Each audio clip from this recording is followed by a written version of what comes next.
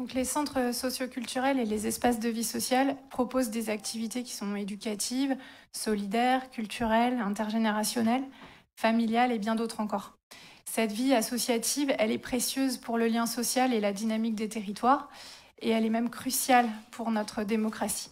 Donc je souhaitais, au nom du groupe écologiste, bien évidemment saluer le dispositif que tu présentes, Daniel, car c'est une très belle illustration de la confiance que le Conseil départemental renouvelle envers les acteurs et actrices de la vie associative.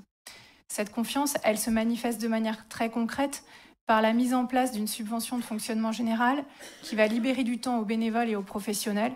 C'est moins d'heures passées à remplir de la paperasse et c'est plus de temps pour les actions qui seront menées sur le terrain.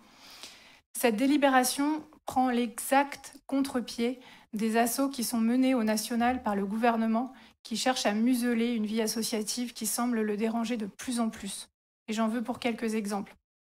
La mise en place du contrat d'engagement réciproque, par lequel l'administration s'octroie un droit de vie ou de mort sur les associations qui peuvent se voir retirer de manière tout à fait arbitraire les subventions pourtant votées par les élus des collectivités territoriales. J'en veux pour exemple aussi les entraves à l'égard des associations qui s'occupent de la protection de l'environnement ou de l'accueil des réfugiés. J'en veux pour exemple les attaques à la Ligue des droits de l'homme, menées par le ministre de l'Intérieur, qui a conduit le président de la Ligue des droits de l'homme à tenir des propos d'une gravité inouïe. Je le cite, « Hormis la période de l'occupation, nous n'avons jamais été attaqués aussi frontalement par un gouvernement. » Fin de la citation.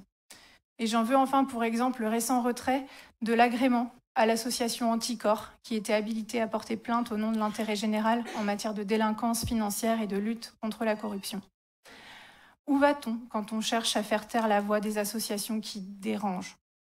La mise au ban d'associations historiques est reconnue et le signe d'une dérive autoritaire.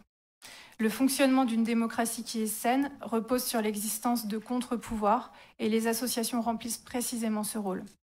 Alors à notre échelle, en tant que conseiller et conseillère du département de la Loire-Atlantique, d'une majorité de gauche, ce soutien envers les centres socioculturels et les espaces de vie sociale veut renouveler la confiance entre la collectivité et les acteurs et actrices de la vie associative et rappeler à quel point cette vie associative est un pilier de notre société et de notre démocratie. Je vous remercie. Merci, je n'ai pas d'autres